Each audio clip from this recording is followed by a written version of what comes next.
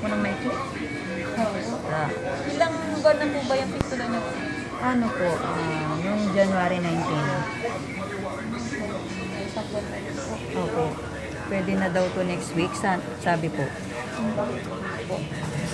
Kapag ano naman po, ginamit na yun, tatanggalin na rin po yun. Ay, ganun po. Opo. Ayun na, nahihirapan na akong dito. Nakatagilid ako. Opo.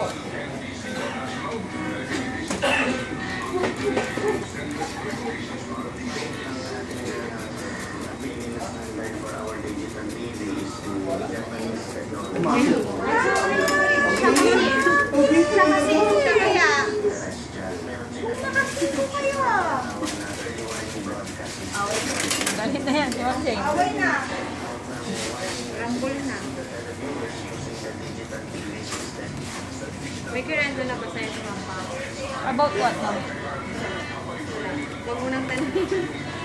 About sa inyo? Oo. Hindi ko pa nakakausap si Tita. Ay, huwag na. Huwag mo nang tanongin.